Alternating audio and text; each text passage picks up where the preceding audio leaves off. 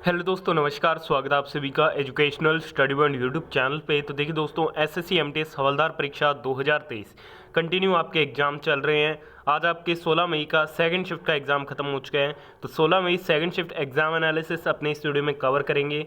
देखिए दोस्तों, आज जिन भी दोस्तों का 16 मई सेकंड शिफ्ट में एग्जाम था, उस शिफ्ट के हम इस वीडियो में जीके, जीएस और करंट अफेयर के हूबहू 100% रियल क्वेश्चनों का एग्जाम एनालिसिस करेंगे। वीडियो में कराए गए सभी क्वेश्चन 100% रियल रहेंगे, ऑथेंटिक रहेंगे। जो आज आपसे सेकंड शिफ्ट में पूछे गए थे, उन्हीं का एग्जाम एनालिसिस आपको इस वीडियो में देखने को मिलेगा। तो चलिए दोस्तों, आज की इस वीडियो को अपने शुरू करते हैं। तो सेकंड शिफ्ट का पहला क्वेश्चन आपसे पूछा गया कि कश्मीर का प्रसिद्ध लोक नृत्य क्या है। तो कश्मीर के प्रसिद्ध लोक नृत्य की बात करें तो रऊफ आपको ऑप्शन में दिया गया था। तो रऊफ इस क्वेश्चन का आपका क्या था, बिल्कुल राइट आंसर रहेगा। रऊफ क्या है, कश्मीर का एक प्रसिद्ध लोक नृत्य रूप है। बढ़ते हैं अगले क्वेश्चन की ओर।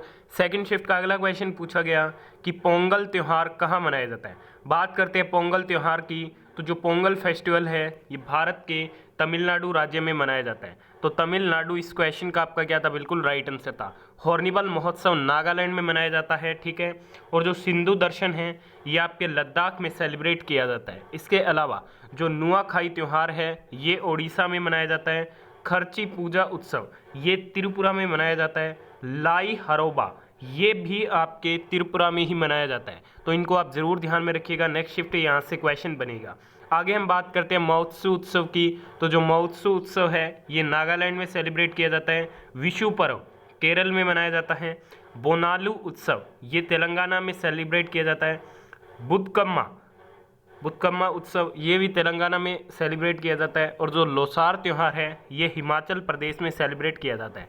तो मैंने आपको कुछ प्रमुख त्यौहार बता दिए हैं जो नेक्स्ट शिफ्ट में डेफिनेटली पूछे जा सकते हैं। अगली क्वेश्चन में पूछा गया कि तराइन का द्वितीय युद्ध किसके बीच हुआ था। तराइन का जो द्वितीय युद्ध है, यह मोहम्मद गौरी और पृथ्वीराज चौहान के मध्य में हुआ था 1192 में।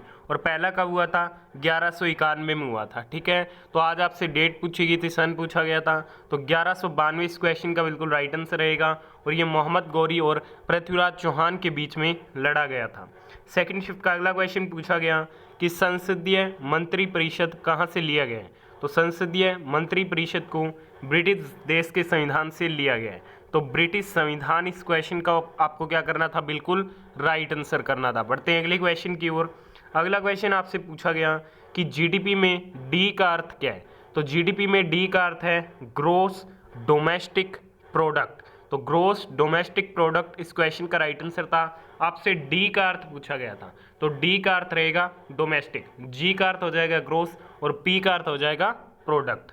अगले क्वेश्चन में पूछा गया कि कौन सी नदी बंगाल की खाड़ी में गिरती है। तो ऑप्शन में आपको गोदावरी दिया गया था। गोदावरी क्या है, बंगाल की खाड़ी में गिरने वाली एक नदी है। इसके अलावा कृष्णा, कावेरी, स्वर्ण रेखा, ब्रह्मपुत्र, बैतरणी, महानदी, गोदावरी और गंगा, ये क्या है, बंगाल की खाड़ी में गिरती है।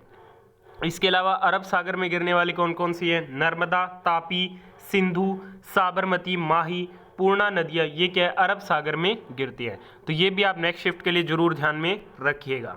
सेकंड शिफ्ट का अगला क्वेश्चन पूछा गया कि मैग्नीशियम क्लोराइड का सूत्र क्या है। तो मैग्नीशियम क्लोराइड का सूत्र होता है MgCl2।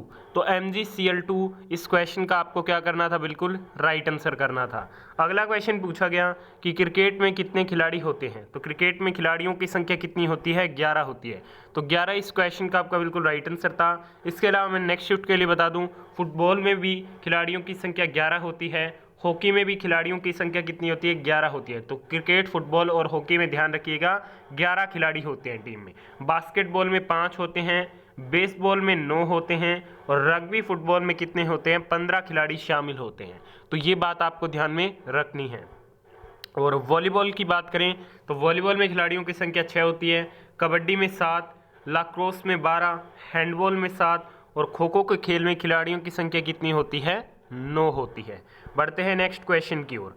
अगले क्वेश्चन में पूछा गया कि क्रिकेट में कोई खिलाड़ी गेंद को नीचे की ओर मारता है तो बाउंड्री के बाहर जाने पर उसे क्या कहते हैं। तो जब भी ग्राउंडेड शॉट बाउंड्री के बाहर जाएगा तो उसे 4 रन कहेंगे, ठीक है। और ये अगर सीधा ही आपके उड़ता हुआ बाउंड्री के बाहर जाए तो उसे 6 रन कहेंगे। अगर ग्राउंडेड शॉट होगा तो उसे क्या कहेंगे, 4 रन कहेंगे, 4। बढ़ते हैं अगले क्वेश्चन की ओर। अगला क्वेश्चन पूछा गया कि जनगणना कितने साल में होती है? तो जनगणना प्रत्येक 10 सालों में आयोजित की जाती है। तो 10 साल आपका राइट आंसर था। अगले क्वेश्चन में पूछा गया कि पद्मश्री पुरस्कार सबसे पहले किस कलाकार को दिया गया? तो पद्मश्री पुरस्कार सबसे पहले बलबीर सिंह सीनियर को दिया गया। तो बलबीर सिंह सीनियर इस क्वेश्चन का आपका क्या था? बिल्कुल राइट आंसर था। अगले क्वेश्चन में पूछा गया कि सोनल मानसिंह को कौन सा पुरस्कार दिया गया है?